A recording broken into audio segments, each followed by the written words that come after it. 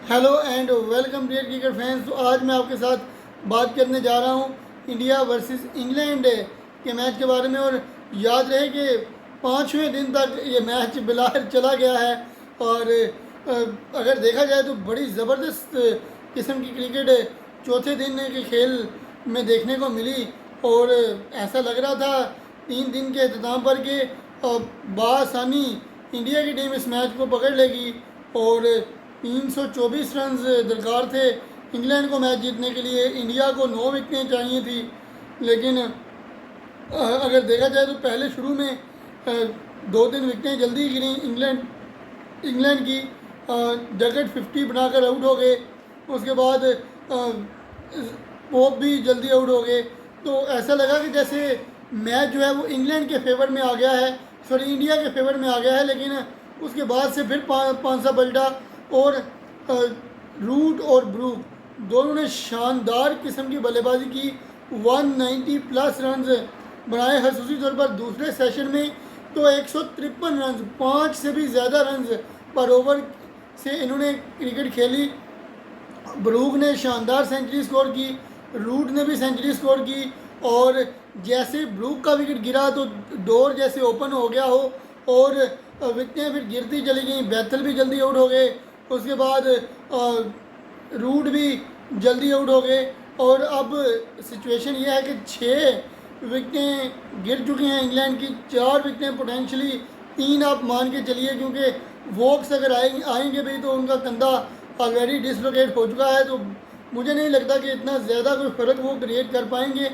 आएंगे ज़रूर वो बल्लेबाजी करने, लेकिन बहुत ज़्यादा कोई फ़र्क आज के मैच में वो डाल नहीं पाएंगे। तो इस वजह से अगर देखा जाए तो 3 विकेटें 35 रन सिचुएशन। अगर देखा जाए तो अगर ये 2 बल्लेबाज 15-20 रन या 25 रन और लगाने में कामयाब हो जाते हैं, जेमी स्मिथ और जेमी ओवरटन, तो फिर आप कहेंगे कि इंग्लैंड ये मैच जीत जाएगा। लेकिन अगर कहीं 8-10 रनों के अंदर अंदर एक विकेट इंडिया गिराने में कामयाब हो जाता है, जेमी स्मिथ या जेमी ओवरटन में से किसी एक को आउट कर देता है, तो फिर इंग्लैंड के लिए मुश्किलात बढ़ जाएंगी और शायद फिर इंग्लैंड की टीम ये मैच ना जीत सके। अब आने वाले बल्लेबाज हैं कौन कौन से? 6 विकेटें ऑलरेडी गिर चुकी हैं। और इसके अलावा जो अब बल्लेबाज आएंगे इंग्लैंड के लिए, उनमें एक तो गॉसेट किंसन है और एक उनमें से हैं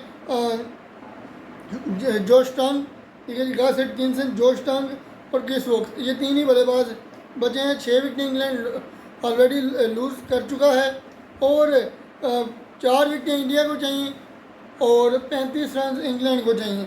जो सिचुएशन है वो कुछ इस तरह की है। तो कौन सी टीम यहाँ पर जीत सकेगी कुछ भी कहना मुश्किल है यहाँ से। लेकिन कंडीशंस कैसी हैं, और पूरा दिन जो है वो ओवरकास्ट कंडीशन रहेंगी, जिसका फ़ायदा जो है वो गेंदबाजों को मिलेगा। गेंद जो है वो लगातार हरकत करती रहेगी। तो अब इन कंडीशन में इंग्लैंड को बल्लेबाजी करनी है, 35 रन बनाने हैं 4 विकेट खोए बगैर। तो क्या इंग्लैंड आज ही 35 रन बोर्ड पर लगाने में कामयाब होता है 4 विकेटें गिरने से पहले, या फिर इंडिया की टीम 4 विकेटें गिरा देती है? तो देखने लायक रहेगा कि कौन पहले बाजी लेता है। लेकिन जितनी तारीफ की जाए उतनी ही कम है इंडियन बॉलर्स की, खसूसी तौर पर सिराज ने मुकम्मल 5 मैचेस खेले और अभी भी वो इस तरह का जोर लगा रहे हैं जैसे वो पहला टेस्ट मैच खेल रहे हों। उन्होंने 2 ही विकेटें अभी तक हासिल की हैं। रन वो 95 लीग कर चुके हैं। 3 विकेटें प्रसिद्ध कृष्णा ले चुके हैं 109 रन देकर। 1 विकेट आकाशदीप ने लिया है। लेकिन अच्छी बात यह है वैसे कि तीनों बॉलर्स को रेस्ट मिलेगा और एक रेस्ट के बाद वो कल गेंदबाजी करने आएंगे और ज़्यादा से ज़्यादा 3-3, 4-4 ओवर्स ही डालने को बचे हैं उनके लिए। तो इसलिए कोई बहुत ज़्यादा ओवरलोड या वर्कलोड का कोई बहुत ज़्यादा इशू रहेगा नहीं। तो इनमें 3-4 ओवर्स में उनको खूब जोर लगाना पड़ेगा। तो अब देखते हैं कि क्या इंग्लैंड की टीम बाजी मारती है या इंडिया की टीम विकेट लेने में कामयाब होती है। तो अब देखते हैं। लेकिन उससे पहले रूट और ब्रूक इन दोनों ने जो इनिंग्स खेली उसकी वजह से इंग्लैंड मैच में अपनी पोजीशन मुस्तहकम करने में कामयाब रहा। लेकिन अभी भी अगर देखा जाए तो मैं 50-50 ही कहूँगा। हालांकि ऑन पेपर शायद इंग्लैंड के चांसेस ज़्यादा नज़र आ रहे हो, लेकिन इन कंडीशन में इतना आसान नहीं रहेगा इंग्लैंड के बल्लेबाजों के लिए ये रन्स बनाना। तो अब देखते हैं कि क्या इंग्लैंड रन बना पाता है या नहीं। तो फिलहाल अभी तक के लिए इतना ही, मुझे दीजिए इजाज़त, अल्लाह हाफिज़।